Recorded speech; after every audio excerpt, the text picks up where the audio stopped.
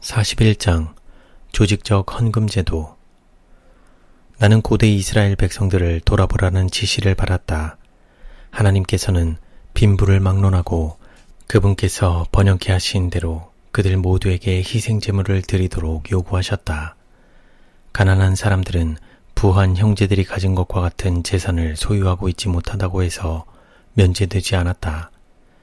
그들은 검약과 극기를 실천하도록 요구되었다. 어떤 사람이 너무 가난해서 주님께 예물을 전혀 가져올 수 없다면, 질병과 불행이 바칠 수 있는 능력을 그들에게서 빼앗아 버렸다면, 부한 자들은 적은 분량일지라도 그들을 도와줌으로 그들의 빈손으로 주님 앞에 나오지 않게 해주도록 요구되었다. 이 같은 주선은 피차의 유익에 도움이 되었다. 어떤 사람들은 조직적 헌금 제도를 수락하고 그 계획에 연합하지 않으면서 그들이 빚을 청산하지 않았기 때문이라고 스스로를 변명한다.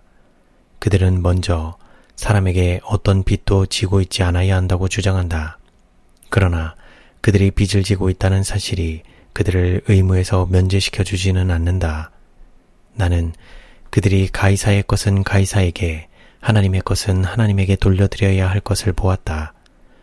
어떤 사람들은 양심적으로 어떤 사람에게도 빚을 져서는 안 된다고 느끼고 그들의 빚을 모두 갚기 전에는 하나님께서 아무것도 요구하지 않으실 것이라고 생각한다. 여기서 그들은 스스로 속고 있다. 그들은 하나님께 속한 것을 그분께 돌려드리지 못한다. 모든 사람은 적당한 예물을 주님께 가져와야 한다. 빚을 지고 있는 자들은 그들이 소유하고 있는 것에서 그들의 부채에 해당되는 액수를 세어내고 나머지 부분을 바쳐야 한다. 어떤 사람들은 자녀들에 대하여 신성한 책임을 느낀다.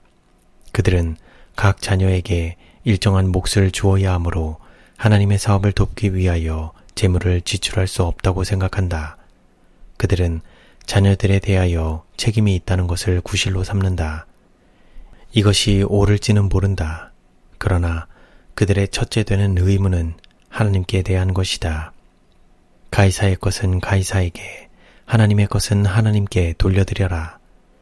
그대의 11금과 헌금을 하나님께 바치지 않으므로 하나님의 것을 도둑질하지 말라. 적당한 부분을 하나님께 드리는 것이 첫째 되는 신성한 의무이다. 어떤 사람도 자신의 주장을 역설함으로 그대로 하여금 하나님의 것을 도둑질하게 해서는 안 된다. 그대의 자녀들이 그들 자신의 유익을 위하여 하나님의 제단에서 그대의 예물을 도둑질하지 않게 하라. 나는 옛날에 어떤 사람들이 탐욕 때문에 적당한 부분을 바치지 못하고 그들의 예물을 제한한 것을 보았다. 이것은 하늘에 기록되었으며 그들은 바치지 않은 그만큼 그들의 수확과 양떼의 저주를 받았다. 어떤 사람들은 가정에서 고통을 당했다. 하나님께서는 결함이 있는 예물을 받지 않으실 것이다. 그것은 흠이 없는 것이어야 하고 그들의 양떼 가운데 가장 좋은 것, 그들의 농장에서 가장 좋은 것이어야 한다. 가정과 재산에 주님의 축복을 받으려면 자원에서 예물을 드려야 한다. 재산을 그 가치 이하로 깎아내리는 자들에게 해당되는 저주를 예시해 주기 위하여 아나니아와 삽비라의 경우가 나에게 제시되었다. 그들은 재산을 자원해서 주님께 드린 것처럼 가장됐다. 베드로는 그 땅판 값이 이것뿐이냐고 말했다. 그러자 예, 이뿐이로라고 대답했다. 이 악한 시대에 사는 어떤 사람들은 그것이 거짓말이라고 생각하지 않을 것이다. 그러나 주님께서는 그것을 거짓말로 간주하셨다. 그들은 땅을 많은 값으로, 아니 더 많은 값으로 팔았다. 그들은 하나님께 모든 것을 바친 것으로 공언했으나 사실상 하나님께 숨겼다. 그러자 그들의 벌은 지체되지 않았다. 나는 조직적인 헌금 제도를 통하여 마음을 시험하게 될 것을 보았다. 그것은 부단하고 실제적인 시험이다. 그것은 자신의 마음을 이해할 수 있게 해주고 진리와 세상에 대한 애착 중 어느 것이 두드러져 있는지 깨닫게 해준다. 여기에서 본성적으로 이기적이요 탐욕적인 사람을 시험하게 된다. 그들은 그들의 재산을 매우 낮은 액수로 낮추게 될 것이다. 여기서 그들은 숨기게 된다.